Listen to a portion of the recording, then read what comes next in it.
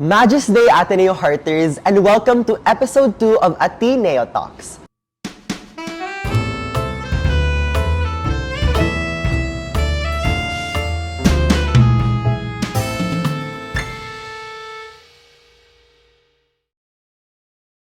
The joy of society comes from meeting all sorts of people in the lifetime. In a time where it is crucial to coexist and empathize with others, we must learn to do so with everyone. I am Mayori Patalinghog of Imahe. I am Bernadette Therese Ronquillo Dildig of Prime Magazine. And I am Shangra Villacastin from the Gaba Club. And today's episode is particularly special because we're delving into a topic that impacts us all: the state of sexual orientation, gender identity, and expression education in the Philippines, the SOGIE bill. But before we dive deep into the meat of the matter, let's first ask ourselves, what really is SOGIE? That's a great question, please. SOGIE stands for sexual orientation, gender identity, and expression. In a nutshell, this bill aims to create a safer and more inclusive environment for everyone, regardless of where they fall on the SOGIE spectrum. May it be the gays, the queers, the women, or even Therese. A very common misconception about the SOGIE bill is that it's exclusively protecting the LGBTQIA+ community. And some people are even claiming that it's discriminatory against the heterosexuals or those who identify within the binary. I would like to debunk this by saying that gender identity, sexual orientation, all of these are common human characteristics that aren't exclusive whether you're gay, whether you're straight, whatever. It's a common thing. It's a universal human characteristic. It's a trait. I think this misconception is very dangerous because it's sort of promoting the idea that the SOGIE bill is simply just exclusively for the queer community, where in fact the bill actually protects everyone, whether you're part of the binary, whether you identify as non-binary, whether you're transgender, whether you're a woman, a man, a male, a female, whatever. And just like the SOGIE bill, I actually heard of instances where people from all walks of life, young, old, student, or a professional, actually get abused physically, emotionally, sexually, just because of their gender. You know what? I have a really fun fact for you guys. The Philippines is actually considered as the second most gay-friendly country in the world. And I think that that's quite ironic because there's a lot of statistics that show that 30% of the LGBTQIA+ community feel harassed, and the other 21%, they lose a lot of their jobs because they express their gender orientation, their sexual orientation, and the like. I think it's very important to highlight the difference between tolerance and acceptance, especially in the Filipino context. I agree. You know, we happily claim to be a very gay-friendly, a very gay-tolerant country, but ultimately, that doesn't matter at all if we don't accept them as human beings, if we don't accept them with all of the rights and privileges that they, as humans, should come with. We stereotype them. We generalize that all gay men are feminine, they work at hair salons. You know, these are very dangerous stereotypes. And I think the SOGIE bill is a very good bill. It's a very good stepping stone to promote awareness for the queer community. And if you've tuned into the 2022 Philippine presidential elections, one of the platforms of then Philippine presidential candidate Leni Robredo was that instead of directly going into the legalization of same-sex civil union, she prioritized the SOGIE bill's implementation. And I think this is very important because before we even start the process of legalizing same-sex civil union, I think it's very important, it's quintessential to first protect the queer community, those who participate in same-sex civil relationships. They should be protected first. They should be protected against discrimination simply because they identify as that. Right. So with that, we'd like to reinforce our knowledge and, widen our understanding of the SOGIE bill So let us ask someone who considers this very personal to them and very knowledgeable about this topic. In this segment, we will be having a short game with our guest for today.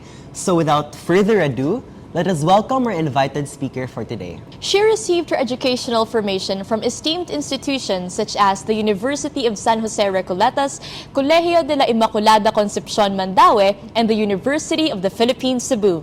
A communication graduate and a young creative who has plenty of experience in a variety of fields, most especially in project coordination and social development work. Let us welcome live here at Ateneo Talks, Miss Janalois Bailan. Good morning, Miss. Hello, good morning everyone. I'm doing very well. Thank you for having me for this morning. And thank you for saying yes Thank to you for saying us. But before we get into the specifics, please join us for a short game segment to get the ball rolling. Yep. So for this game, it's a game titled Green Flag, Red Flag. So basically, we have certain topics. Ayori and Shankar, please do the honors. We will be having certain topics that are connected to SOGIE, and you will raise the green flag if it's a yay, if you like it, if it's beneficial, and the red flag if it's not really that good and we don't think that it's beneficial to the community. So, let's begin. Should we start? Yes. Okay. Okay, so our very first prompt is the SOGIE education in schools. 3, 2, 1. Big green for everyone. For me, Big I green think it is a big green. For you, Miss. For you, like Miss. It's definitely a big green because I think one of the problems with SOGIE nowadays is it's being misinterpreted by a lot of people. Yeah.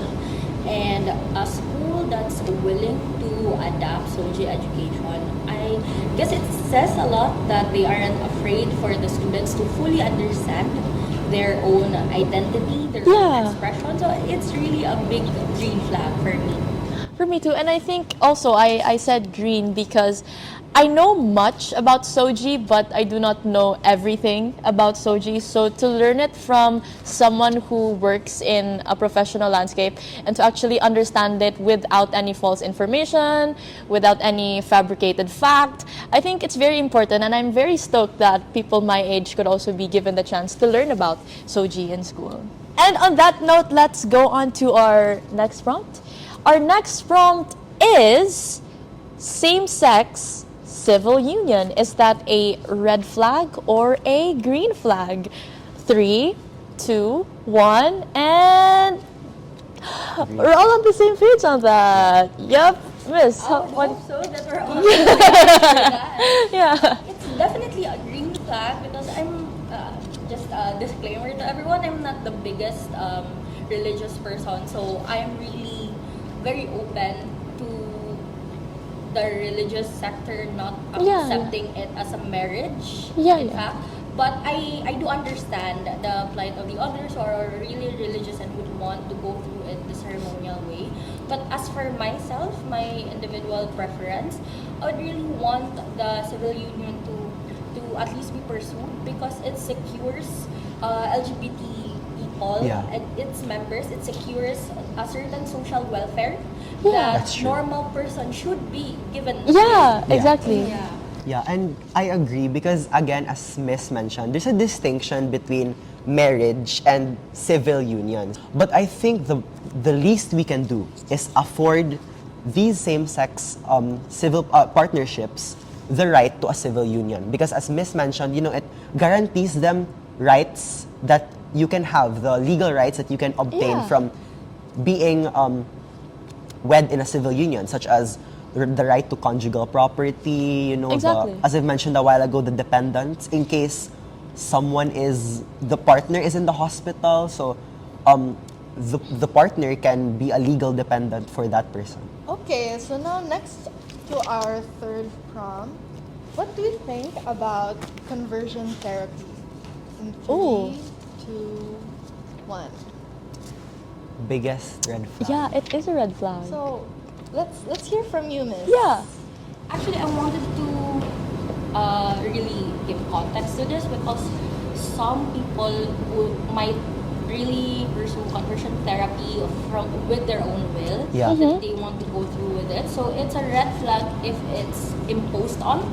If a person really feels as a certain identity, as a certain way, then you really don't have the right to be able to dictate whatever Exactly. identity they live with. So there's that as well. Yeah, because I also hear stories about people being forced to do it, and sometimes people get hurt physically because of conversion therapy. And I think some people also do it like in a very aggressive manner, and I think that's very sad. And I'm very happy, Miss, that you actually clear the air on that one. And So, now, wait, yeah, forced and imposed Yeah. conversion therapy is a big, it's a big red flag. It's a But big if no-no. it's under your own personal will, then so be it. Although I do want to add that even if it's going to be your own personal will, you're voluntarily Yeah. doing the conversion therapy, you should still be subjected to the right education about the therapy itself. Yeah. Because it might be that you are consensual to the conversion therapy that you wrongly know. You may not know Oh, that the okay. process involves certain things that you are uncomfortable with. Yeah. So even if you're voluntarily going with the conversion therapy, you should be subjected to a certain level of education about the therapy you're going with. Okay, so our very last prompt for the green flag, red flag segment is the third restroom for transgenders. Ooh. In 3, 2, 1, go. I'm I kinda... don't know. I honestly, I don't, honestly know. don't know. So with this, Miss, we're asking Yes, for your... we're gonna ask you. Can you shed some light on this specific prompt, on this issue? It's okay to admit that you Yeah. think that you're willing to learn more about certain topics, and I really appreciate Thank that about you. you guys. I raised the red flag for that one because I have the same opinion about transgenders being in pageants. Okay. The biggest argument of people about transgender women joining pageants is that they already have pageants of their own. We apparently have pageants catering to transgender Yes. women only.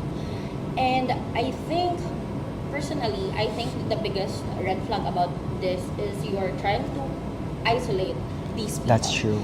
If you're going into a mile just to exert an effort on making them distinct, you aren't really integrating them into the community as a whole. If you want to make a separate comfort room for transgender men or women, you're going into an effort to distinguish them from the regular woman, from the regular men, which in fact shouldn't be existing as a word. It should just be women and men. So if you are really all about respecting the identity that they live with, you shouldn't be attaching a transgender to it. You should just be calling them men, women. If they identify as a women at the end of the day, then allow them that access to the women's public restroom. So I guess it goes into that if you're going into an effort of making them distinguishable from the rest of the group, it's not really making an effort of letting them be a part of the entire community. Now that we've jogged our brains a little bit, let's get back into the specifics. Yep. And now I can definitely say that I learned so much. Definitely. Those were burning questions, and I think you guys also agree. You guys watching also agree that those are burning questions. But before that, you guys learned so much about our opinions as hosts, but I think now it's time to learn more about our guest speaker here. Miss, we would like to ask, since you are working in the field of social development work, what got you into that? Like, why social development work? Or share something about your background. Actually, I wanted to share that professionally speaking, I'm a corporate worker. Oh, okay. As they joke about. That's professionally speaking. Although I still can't leave behind me the social development type of work. So even when I'm already involved in a private company, I still go out of my way to be able to practice my ideology, my principles out into the ground. So I still volunteer for a lot of things and all of those. And I guess to answer what got me into this first and foremost was that I just really have a heck for volunteering for a lot of things. So I started with just, oh, there's something I can volunteer with. Okay, I'm going to volunteer. Okay. It just really started with that, and it bounced into, I got to explore what I believe in. I got to see how to solve a certain issue. I got to know how I can help towards elevating a certain sector. So really just bounced from there. And just one thing that really stuck with me is that you can do a lot of things even if you're tied to other things. You can do Yeah. a lot of things even if you're tied to other things. Yeah. Okay, I'll keep that in mind. So, speaking of these things, Miss, specifically in the field of SOGIE, what would you say? What's the reason why it's so close to your heart? Everyone has rights. That's Yes. really just Everyone boils has down to rights. what I really believe into, because I've had a lot of experiences with people of really varying degrees of rainbow color.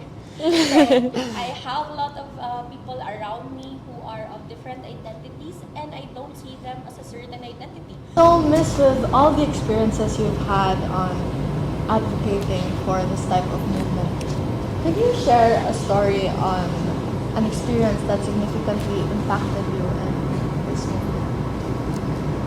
I guess once racking my brain for stories, I actually thought about how more significant the stories of my comrades are than mine. I feel like it's really better to be sharing their stories instead of mine, because I'm coming from a perspective that I have a girlfriend. I'm coming from a perspective that both our families are open to us, are accepting of us. Both families have given their blessings. That's so good. My girlfriend is very close to my family as I am to them. So I'm coming from that perspective, and I know not a lot of people are enjoying that privilege. Yes, it's true. That's how I saw to it that not a lot of people are being accepted there by their families. I got to converse with a friend who's in Pantay. It's actually an LGBTQI organization. So they advocate for queer policies and all of those.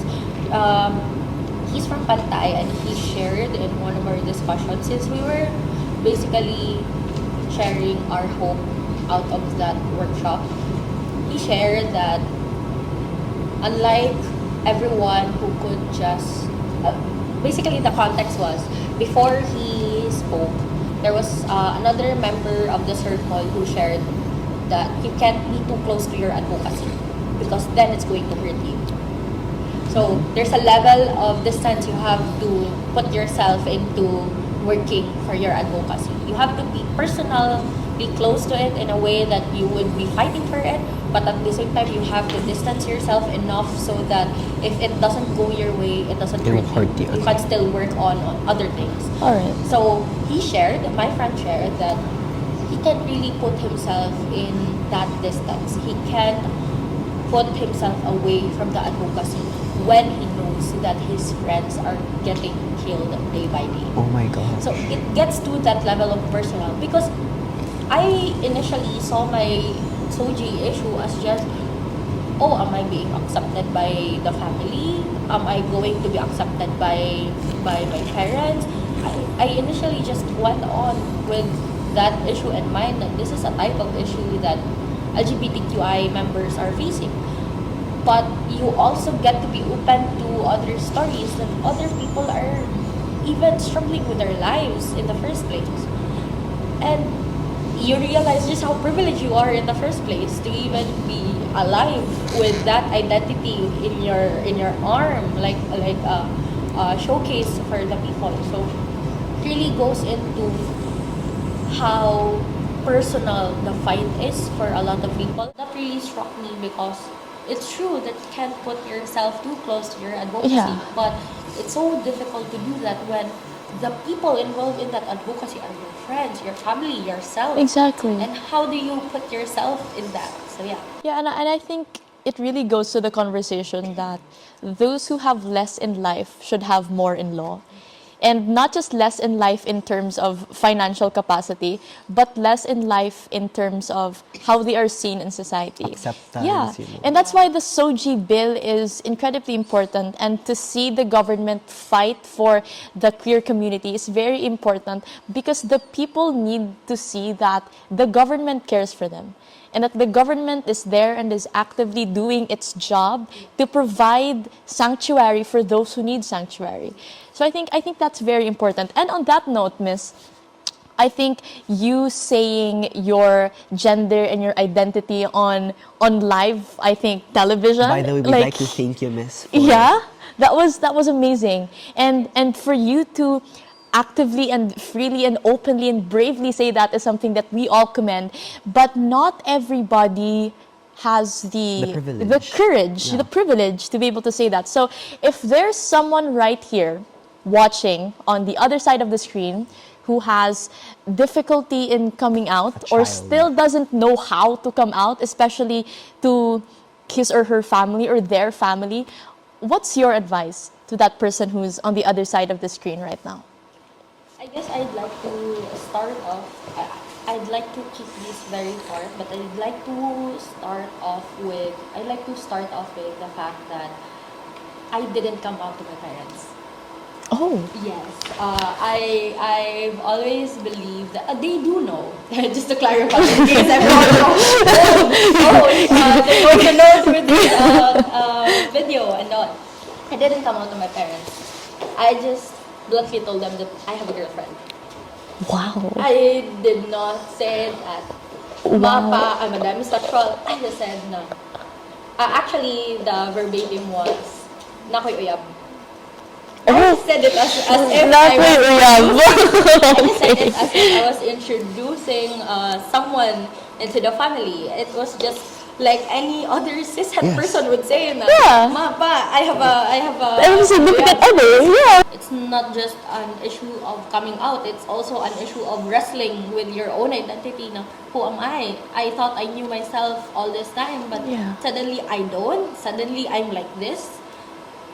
At that time, I was struggling for anything sturdy. I was struggling for anything that's normal, that's a routine for myself. That this is Yeah. not something that I'm used to. Suddenly, I don't know who am I.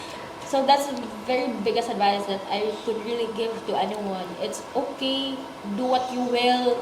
Tomorrow will come, but for today, just wrestle with the idea of who you are and that it's okay to be who you are.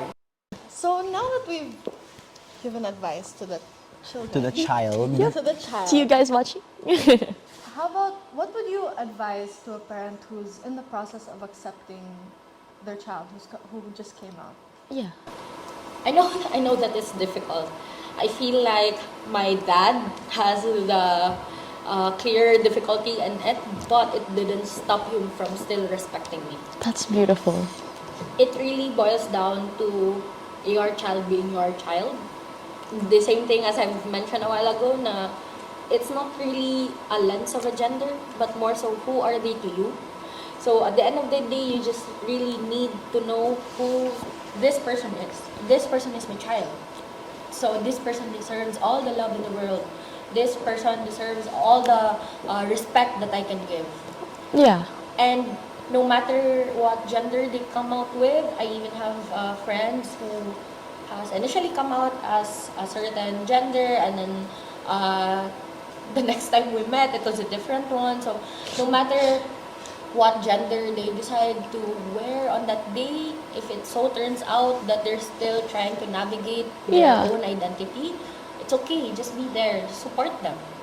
And I think that's the world already is enough of a hell for LGBTI community members. Yeah. The family should be the first vanguard Yes. from it. It's going to be very difficult outside. You don't want to make it already difficult within. And I guess I'd like to end the question with the fact that when my parents knew, all they ever said was that so long as I am capable of being loving to my siblings, then that's okay. That's beautiful. I think it's a very beautiful idea, Nona. Regardless of all these labels, regardless of your identity, if you're gay, you're heterosexual, you're transgender, you identify as this or that, ultimately, you're a child, you're a sibling, you're someone's parent maybe, and at the end of the day, ultimately you're human, and we should treat humans the same way, regardless of what you identify as, what you wear. And I think what Miss said a while ago was very striking. Now, we should look beyond what they wear. We should look beyond what they identify with or who they love. We should look at them simply as a human being. You know, it's a Yes. very beautiful and very needed mindset today. All right. And now off to our next question in terms of that note. For example, the SOGIE bill on a larger scale would be implemented Does get yeah, it implemented. will get implemented, hopefully. The moment that the time happens, how do you think the Philippine society would perceive and absorb the SOGIE bill? And what would the challenges Yeah. it would come with, Miss? Thing about a country that's predominantly Catholic.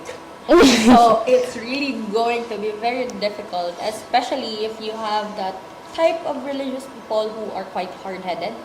But at the same time, you have to know, especially when you are in the advocacy work, you have to know that it's not an overnight type of work. If you have quite of a hard-headed family, you have to understand that they've been with a certain belief their entire life. Yes. You can't overturn that in a single night. You have to chip it off day by day. You have to be very patient about people. So I guess the biggest challenge would definitely be religion, I would say. But at the same time, I actually shared this with some of you guys a while ago. But this is something you also have to realize that when you're doing policy work, when you're advocating for a certain policy, you don't just fight on a legislative type of battlefield. You aren't just pushing for the lawmakers to adapt this, to say yes to this. You aren't just doing that fight. You also have to realize that it's a two-pronged type of fight. You also have to introduce this to the community at large. Yes. Because once that it does get passed on, it does get signed on, Yeah. you don't expect people to just suddenly, okay, we're good with transgender people. Yeah. You have to prepare the community. This was the exact words of a mentor that I really look up to. You have to prepare the community for the eventual signing of that bill. And that's really going to be very difficult when you have a country that's been growing up with religion so tied closely to the state.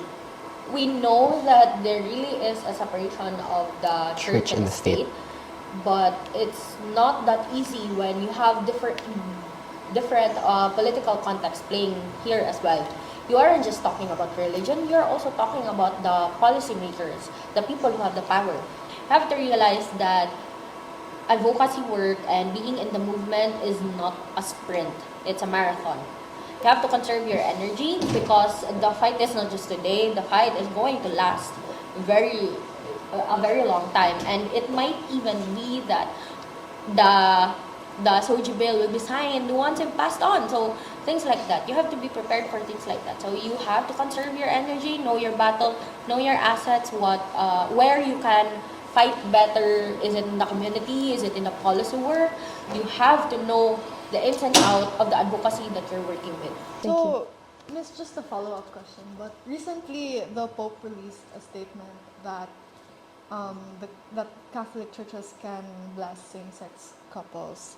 So, how do you think that would affect how the people in the Philippines think, especially because we're Catholic dominant, and that the Pope's statement really means a lot to the people? I'm actually really happy for him. He's made a lot of statements that, oh, that's a really nice statement coming from the church, and I was even baffled that he could make such a statement. So I was very happy about it, but I personally, I don't think that the Pope's words can immediately turn around the situation in our country. So it's still going to be a matter of, at least we now have one of our biggest allies ever. Because this person who heads the church is actually supportive of this community. But at the end of the day, you want their support to be holistic. You don't want their support just because the Pope said so. You want their support because they understand that you are still human and you deserve rights, you deserve certain things that everyone is celebrating. So yeah. So, thank you so much, Miss, for all your answers. And just to wrap up, we'd like to ask one more very important question. In a very short but sweet answer, Yeah. if we were like 3 5-year-old kids, how would you, okay, if we were 3 5-year-old kids, how would you explain SOGIE to us and why it's important? SOGIE guarantees you of your identity, of your expression, how you want to present yourself. SOGIE is just all about being free, present yourself however you want. And that's why it's important. Yeah. I think I definitely learned so much. And just a quick touch up on the issue about the church and that conversation. I think we haven't reached a point in Catholicism that we have fully morphed into full acceptance. But the fact that the Pope is releasing statements such as that brings light into the conversation that steps are being taken and that the conversation is starting.